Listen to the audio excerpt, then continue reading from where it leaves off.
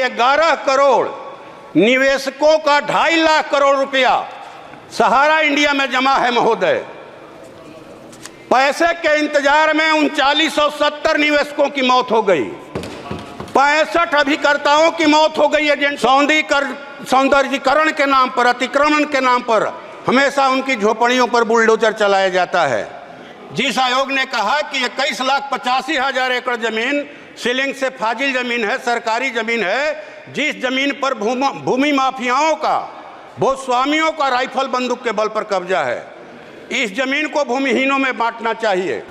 तो ये खजाने की चाबी इसलिए दी जाए ताकि आम जनों की जो हित में लोक कल्याणकारी योजनाएं चलाई जाती हैं उनमें ये भारी कटौती करके दोनों हाथों से अपने कॉरपोरेट मित्रों पर धन की वर्षा कर सके, इसलिए तो चाबी नहीं दी जाएगी। इस देश में करोड़ों दलित, आदिवासी, भूमिहीन जमीन के अभाव में समुद्र के किनारे, नहर के किनारे, सड़क के किनारे, आहर पोखर के पिंड पर एक झोपड़ी लगा करके, एक पॉलिथीन तान करके अपना जीवन बसर कर रहे हैं और सरकार कह रही है कि हम बहुत रॉकेट की गति से विकास कर रहे हैं।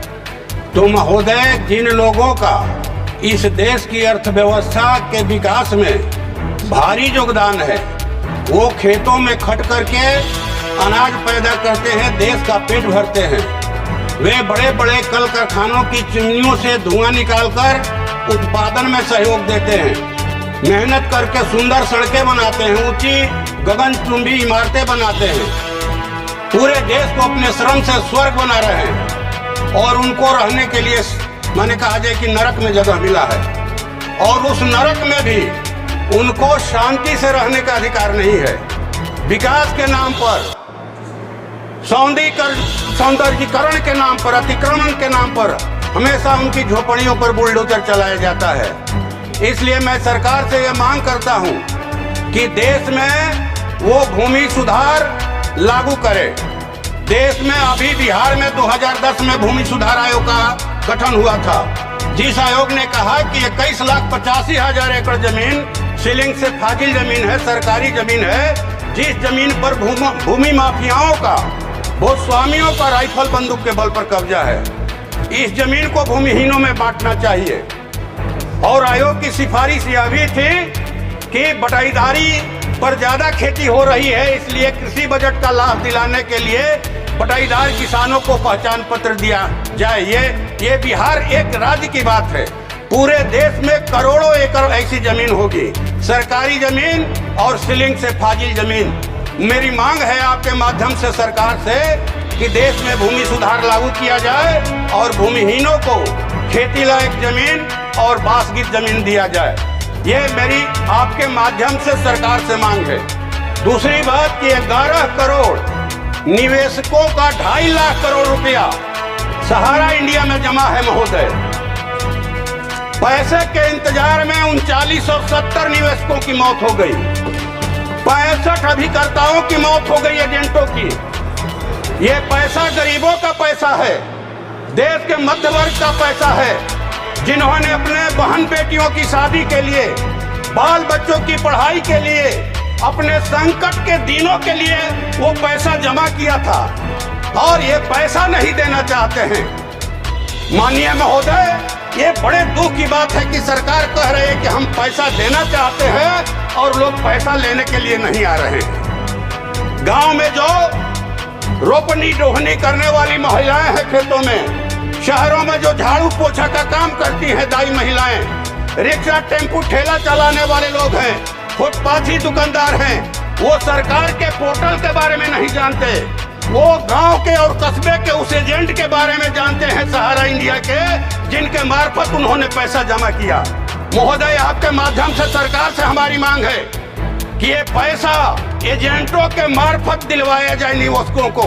ये पेट पर लात पड़ रहा है उनका, कहे तो हुक उठती है जब वो हमसे कहते हैं, उनके अंदर हुक उठती है। तीसरी बात ये महोदय कि हमारे आरा संसदीय क्षेत्र में बिजली की भारी कटौती हो रही है। जब पावर इतना पैदा हो रहा है देश में तो ये कटौती क्यों? आधा घंटा बिजली रहती है, 3 घंटा गायब। अगर ट्रांसफार्मर खराब हो गया तो 1 सप्ताह में ट्रांसफार्मर बदला जाएगा। जर्जर तारों के गिरने के वजह से जो है वो कितने गरीब लोगों की मौत हो गई तार में सट करके।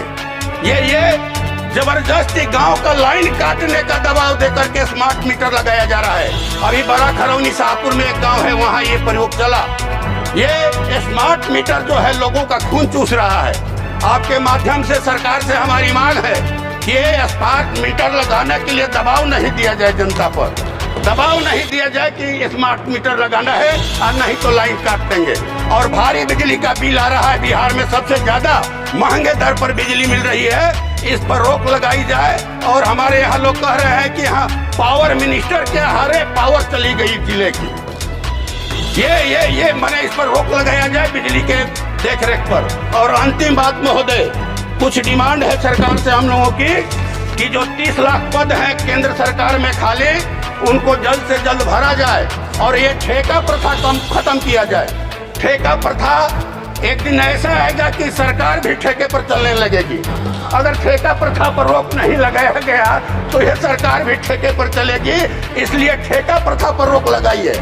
आंगनबाड़ी सेविका, सहायिका, आशा कर्मी, जो जितने स्कीम वर्कर हैं सबको सरकार स्थायी करे, उनका वेतनमान तय करे। और जो 4 श्रम कोड लाए गए हैं मजदूरों के खिलाफ में, उसको सरकार रद्द करे।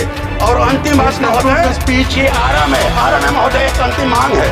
आरा में जो है एक मैंने आधुनिक सुविधाओं से जो हेली एम्बुलेंस सहित एक ट्रामा सेंटर का इंतजाम किया जाए। और माननीय प्रधानमंत्री जी ने वायदा किया था कि डालमिया नगर में जो कारखाना बंद हो गया है वहाँ रेल फैक्ट्री लगाया जाएगा, तो वो लगाया जाए। और इंदुपुरी जलाशय का शीघ्र निर्माण, सोन नहरों का आधुनिकीकरण किया जाए। और ये कहा जाए कि नवीनगर की NTPC इकाइयों के क्या है ये, हाँ CR फंड का स्थानीय विकास में इस्तेमाल किया जाए। धन्यवाद।